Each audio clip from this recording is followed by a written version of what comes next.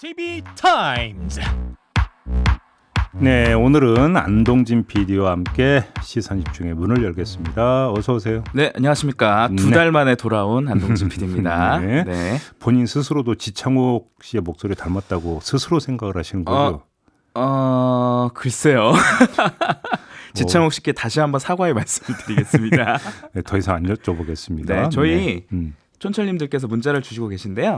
0490님, 음. 부산 지역은 하루 시선집중 방송 듣지 못해서 아쉬웠는데 다시 애청하게 되어서 반갑습니다. 8943님도 반갑다 이런 문자 주셨더라고요. 화제 복구작 저 끝난 거지, 끝난 거죠? 예, 새벽 사이에 아마 복구가 돼서 이제 예. 부산 지역도 시선집중을 다시 라디오로 청취하실 수 있으니까요. 예. 같이 함께 해주시면 감사하겠습니다. 네. 자, 에이스 타임부터 가볼까요? 네. JB타임즈에서 어제 국민대의 김건희 씨 논문 재조사 계획에 대해서 다시 한번 시간 끌기 하는 거 아니냐 이렇게 저희가 꼬집었었는데요. 네. 어제 교육위 국감에서 관련된 질문이 나왔습니다. 유은혜 교육부총리가 정해진 일정에 따라서 국민대가 실질적인 검증을 진행하는지 면밀히 살피고 필요에 따라 후속 조치하겠다. 네, 원론적인 입장이죠. 정말 네. 원론적인 그렇습니다. 네. 이렇게 입장을 밝혔고요. 네. 한편 그 행안위와 국토위가 이재명 국감이었다면 어제 교육위는 김건희 국감이었습니다. 더불어민주당 소동용 의원은 국민대가 2020년 기준 도이치모터스의 주식 24만 주, 약 16억 어치를 보유하고 있다는 사실을 밝혔어요. 네. 뭐 다 아시겠지만 도이치모터스가 김건희 씨가 주가 조작에 연루되어 있다는 의혹을 받고 있는 회사죠. 네. 참 공교롭게도 또 24만 주가 김건희 씨가 보유한 걸로 알려진 물량과 비슷했습니다. 정말 대단한 우연이 아닌가 싶은데요. 네. 이게 이사회 회의록에 의결한 기록도 없대요. 사립학교법 위반 소지가 있는데 서 의원은 국민대가 김 씨와 왜 이렇게 엮여 있는지 모르겠다. 네. 법을 위반하면서까지 이런 일이 벌어지는 이유를 밝혀야 된다. 저도 이렇게 이 얘기했습니다. 관련 뉴스 보고 이제 시점을 보니까 네. 국민대가 도이치모터스 주식을 사들였던 시점은 비교적 최근이더라고요. 그러니까 그러니까요. 어떤 김건희 씨 뭐 도이치모터스 이제 그 주식을 갖고 있을 때하고는 상당히 시간적 격차가 있기 그렇죠. 때문에 네. 둘을 연결하는 것은 현재로서는 그렇죠. 지금까지 나온 뭐 사실만 놓고 본다면 약간 좀 그 무리한 부분이 있는 것 같고 네. 오히려 각도를 달리해서 네. 대학교가 꼭 이렇게 주식 투자를 해야 되는 거죠. 그러니까 저는 뭐 학교 법인이 땅 가지고 있는 건 몇 번 본 것 같은데 네. 주식은 처음 본 것 같아요. 그러니까 뭐 예를 들어서 학교 뭐 수익 사업 차원인지는 모르겠습니다만 그러니까요. 이게 결국 또 손실을 볼 수도 있는 거잖아요. 그러니까요. 그러니까 예를 들어서 어떤 재단 전입금이 학교로 가는 게 아니라 그러니까요. 학교의 등록금이 재단에서 이상하게 쓰인다라는 보도가 많이 있었었는데 네. 오히려 이거를 좀 그러니까 정확히 좀 한번 정밀 검증을 해봐야 되지 않을까 그러니까 싶은 이사회 생각이 의결이 왜 들더라고요. 없었는지 네. 그리고 뭐 학교 등록금도 잘 안 내려주잖아요. 그러게 말입니다. 네. 김건희 씨 관련된 문제가 하나 더 나왔습니다. 음, 기존에 문제가 됐던 서울대 허위 경력 그 기록한 거 있었잖아요. 예. 그런데 이번에는 한림성심대와 안양대에서도 강사 또는 겸임 교수로 채용될 당시에 낸 이력서가 경력이 허위로 기재됐다는 의혹인데요. 네. 그 서울대 이력서에 한림성심대에 출강한 것을 한림대학교라고 기재한 것을 네. 실수라고 했었잖아요. 예. 이번에도 비슷한 실수인지 모르겠지만 비슷한 게 나왔어요. 예. 안양대 이력서에 영락 여상에서 근무한 것을 영락 고등학교라고 기재한 거거든요. 이것도 실수겠죠? 그렇죠. 그러니까 반복되는 우연은 더 이상 우연이 아니라고들 하잖아요. 그러니까요. 그럼 반복되는 실수는 더 이상 실수가 아니다란 말이 성립이 되는 거잖아요. 그러니까요. 그렇다고 고의다라고 어떤 단정 짓기에는 영락 여상과 영락 고등학교가 차이가 있나요? 다시 말해서 이력을 이렇게 지원과 적어내면 그러니까요. 그래서 평가하는데 뭐가 뭐 가산점 붙거나 이런 게 또 아닐 것 같은데 그러니까요. 어쨌든 같은 학교인데요. 이해가 안 되는 부분이 네, 좀 우리 있습니다. 한성님께서 유독 김건희 씨한테만 일어나는 우연의 연속이네요라고 네. 댓글 촌철을 달아주셨습니다. 예. 네, 뉴스와 분석이 함께하는 JB타임즈 이제 본격적으로 시작을 할 텐데요. 첫 번째 뉴스는 어떤 건가요? 검찰이 어제 유동규 씨를 기소했습니다. 근데 적용한 혐의를 보니까 남욱 변호사 등에게 개인 채무 변제에 필요하다면서 돈을 요구해서 3억 원을 챙긴 혐의. 그리고 김만배 씨로부터 700억 대의 뇌물을 받기로 약속한 혐의. 이것만 적혀 있었다는 겁니다. 두 가지. 그러니까 김만배 씨에게 5억을 받았다는 혐의 없고요. 결국 빠졌네요. 민간 사업자들에게 특혜를 주고 성남시에 손해를 끼쳤다라는 배임 혐의. 이것도 없습니다.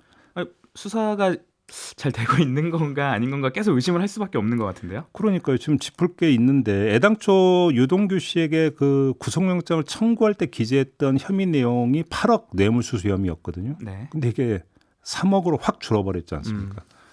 나머지 5억에 대해서 수표로 받았다고 했다가 현금으로 받았다고 했다가 오락가락했는데 네. 결국은 이것도 요번에는 빼버린 거거든요. 네. 간단히 말해서 물증 하나 변변이 확보하지 못했다. 이런 반증으로 봐야 되는 거 아니겠습니까? 그나마 공소장에 적은 3억도 그럼 이거 왜 적었느냐? 남욱 변호사 등이 그렇게 진술을 해줬다고 합니다. 그래서 적었다라는 건데 여기서 궁금한 거죠. 그러면 뇌물 공여죄가 되잖아요. 그러게요. 남욱 변호사는. 근데 왜 이렇게 순순히 진술을 해줬을까 보니까 그 시점이 2013년이라고 하는데 뇌물죄의 공소시효는 7년이라고 합니다. 그러니까 지나가 버린 거죠. 그러네요. 그러니까 자기는 뭐 빠져나가려고. 이제 처벌 대상에서는 빠지고 검찰한테는 성의를 보이고 뭐 이런 거 아니겠습니까? 그러게요. 종합하면 검찰은 여전히 사건 관련자들의 말에 휘둘리고 있다. 뭐 이렇게 정리해도 되는 거 아니겠어요? 네. 뭐 배임죄 같은 경우는 추후에 추가한다고 했다고 하는데 과연 얼마나 입증이 낼 수 있을지 그러게요. 지금까지의 어떤 그 수사 성과 놓고 보면 이것도 물음표를 찍어야 될 것 같습니다. 김종희님께서 군불은 엄청나게 필 것처럼 하고 결국은 그냥 묻지마 기소를 했네요. 네. 이렇게 얘기를 하셨는데 네.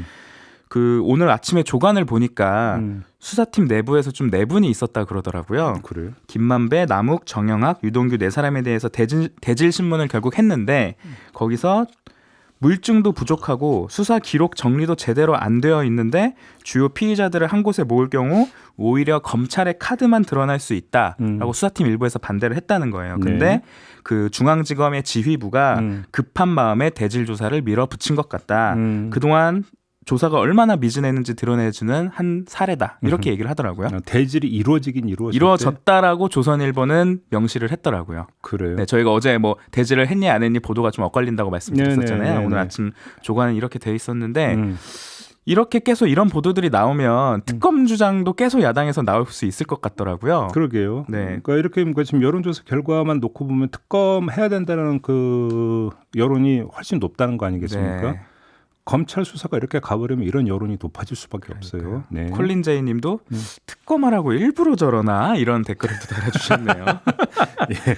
결국 그 배임죄 여부가 중요한 이유가 바로 이재명 후보와 연결되어 있어서 그런 거 아니겠습니까? 네. 그래서 국감에서도 계속 초과 이익 환수 조항이 삭제된 것에 이재명 당시 성남시장이 관여가 되어 있는지 아닌지를 두고 여야가 좀 다툼을 있었는데요. 네.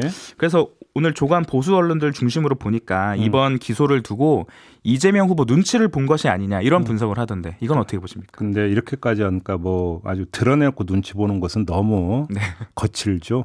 너무 거친 거고 네. 그런 점에서 오히려 거꾸로 봐야 되는 부분들도 있을 것 같아요. 거꾸로? 배임죄 혐의 입증이 그만큼 쉽지가 않다.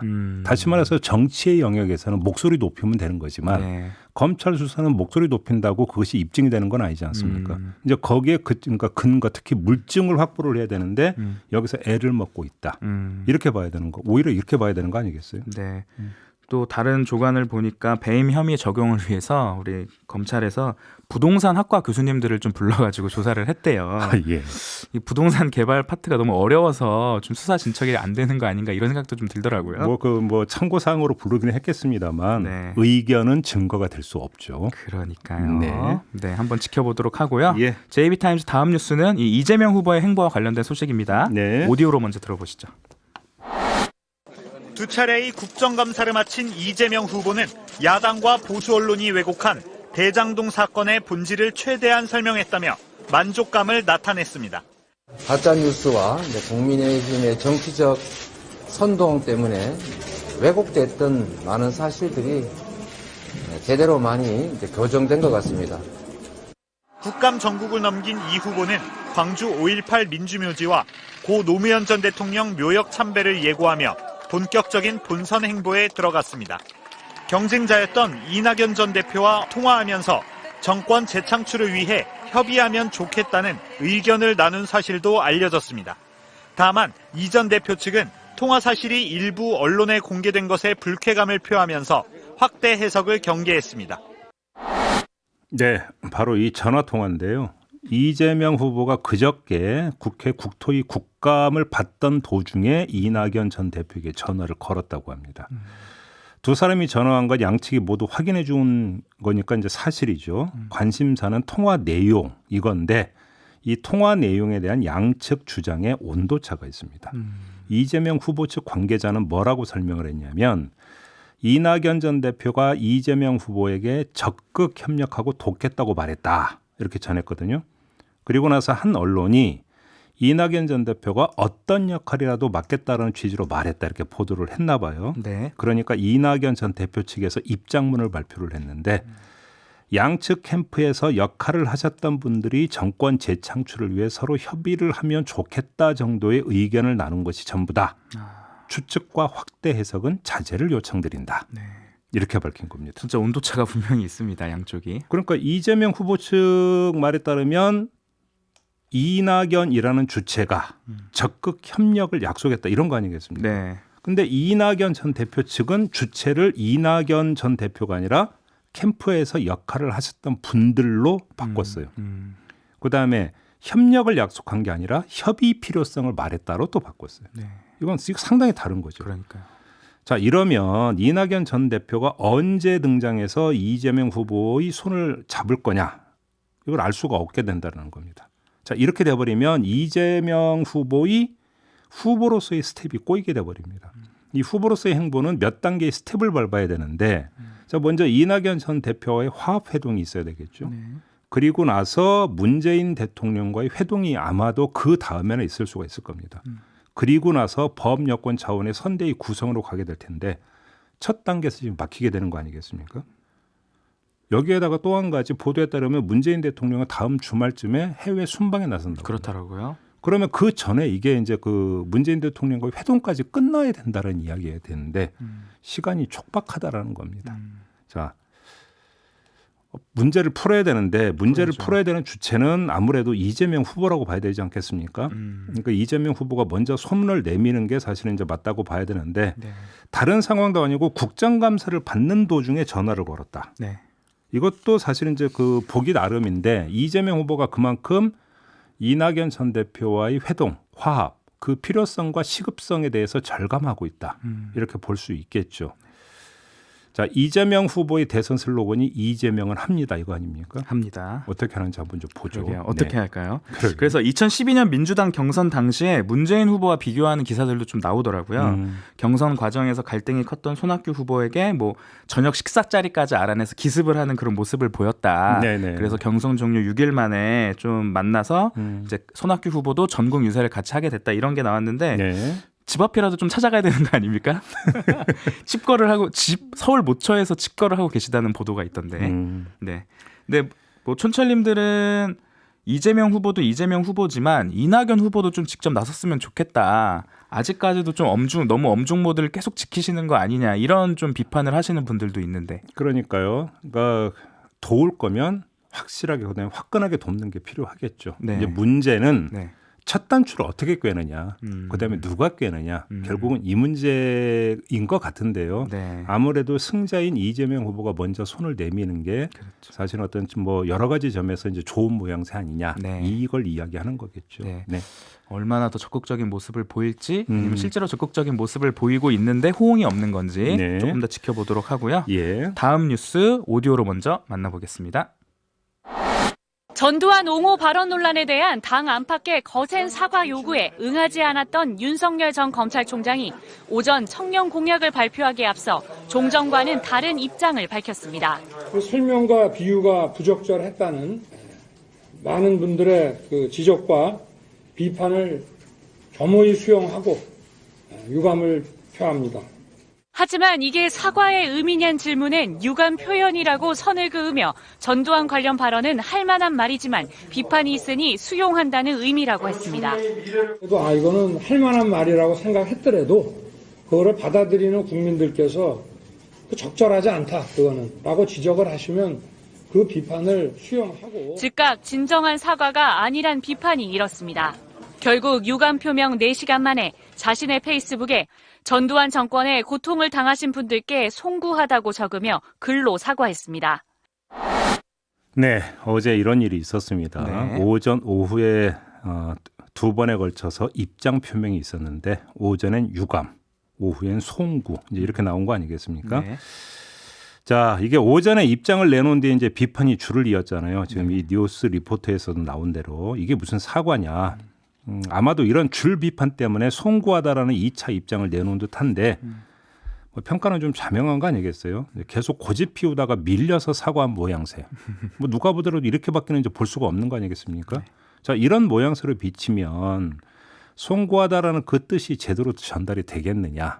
그러면 흔쾌히 사과를 받아들이겠느냐? 그다음에 이거에 상처 입은 분들의 마음이 달라질 수 있겠느냐? 그건 뭐 계산하고 말 것도 제가 볼 때는 없을 것 같은데요. 자, 그래서 이런 말이 있죠. 사고를 치는 것보다 더 중요한 건 그 사고를 수습하는 방법이다. 이런 말이 있거든요. 바로 이번 케이스가 여기에 해당이 되는 경우 같은데 윤석열 후보는 여기서 따라하면 안 되는 반면교사의 역할을 한 것이다. 이렇게 정리를 해도 될 것 같습니다. 네. 그 어젯밤에 이제 새로 윤석열 캠프의 대변인으로 합류한 이진숙 대변인이죠. 네. 저녁 한 방송에서 꼭 사과라는 단어가 들어가야 사과냐 이런 발언도 하시던데. 네, 좀 사과를 듣고 싶은 국민들의 마음을 좀 이해해 주셨으면 아니 그러니까 뭐 좋겠어요. 송구하다도 사실은 뭐 그러니까 사과의 뜻의 표명이죠. 그렇죠. 그러니까 뭐 이제 글자는 다르죠. 네. 그러니까 그게 중요한 게 아니라 사과의 마음이 정말로 그러니까 담겨서 제대로 전달이 되느냐 이걸 이야기하는 거 아니겠어요? 네. 근데 어제 뭐 아마 많은 분들이 보도를 보셨을 것 같은데요. 수습이 안 되게 만든 두 가지 일이 더 있었습니다. 하나는 윤석열 후보의 인스타그램이었는데요. 사과 요구가 빗발치던 그제 밤, 그 자신이 돌잡이 때 먹는 사과를 쥐고 있는 사진을 올리면서 지금도 과일 중 사과를 가장 좋아한다 이런 글을 썼어요. 네. 사과 요구를 장난스럽게 거부한 것으로 오해를 샀는데 뭐 캠프 측은 전두환 발언 논란과 무관하게 어릴 적 가족들의 일화를 연재 중인 그 부분이다 이렇게 해명을 했는데 이런 선거 중에는 이런 오해 살만한 거 하나하나 특히 캠프도 같이 또 조심을 해야 되는 거 아닐까요? 아니 오얏나무 아래에서도 각건을 고쳐매면 안 되는 시기잖아요. 그러니까요. 근데 정말로 그러니까 그러니까 해명 그대로라고 한다면 지금 아직 경계 모드가 제대로 탑재가 안 돼 있다. 네. 이렇게밖에는 평가를 할 수가 없는 거죠. 그러니까요. 오히려 그게 더 문제인 거죠, 사실. 네. 그죠? 저는 이 인스타그램에 좀 불쾌하는 댓글들이 많이 달렸을 줄 알고 제가 한번 들어가 봤는데 귀엽다, 너무 예쁘다 이런 글들이 굉장히 많고요. 아, 지지자분들이 이제 예, 많이 아무래도 찾겠죠? 아무래도 SNS에 그렇다 보니까 가장 제가 인상적인 건 왕세자 같다는 댓글이었습니다. 아, 예. 왕과 엮이시면 별로 안 좋을 것 같은데 또 하나는 바로 우리 고정 중에 한 분이신 우리 김재원 최고위원 어제 최고위원회에서 부동산 원전 정책 두 가지만은 문재인 대통령이 적어도 전두환 전 대통령에게 배웠으면 좋겠다. 저는 전두환 정권 같은 정치 체제가 다시 우리나라에 등장해서는 안 된다고 생각하지만 그 시절엔 취직도 잘 됐고 아파트 당첨도 쉬웠다. 적어도 먹고 사는 문제에선 그렇게 희망이 좌절된 시대는 아니었다. 이렇게 말씀하셨거든요. 아, 참. 그러니까 그 윤석열 후보의 발언이 문제가 되는 것은 네. 독재자를 향해서 공과를 논하는 것 자체가 그건 가장 잘못된 접근법이다 이거잖아요. 그러니까요. 근데 지금 김정은 최고위원도 공과를 지금 나눠서 지금 이야기하고 있는 거 아니겠습니까? 네. 뭔가 지금 상황 돌아가는 걸 잘못 읽고 계시는 것 같습니다. 그러니까요. 이 지도부에서도 좀 수습을 해주셔야 되는데 더 이런 논란이 돼서 참 안타깝다는 생각이 네. 들고요. 3431님의 촌철로 마무리하겠습니다. 네. 사과는 좋아하시는데 감은 떨어지고 배는 산으로 가네요. 윤 후보님 시선 집중 좀 제발 들으세요. 라고. 아, 듣고 있을 수도 있어요. 그러니까요. 네. 좀 나오시기도 하셨으면 좋겠습니다.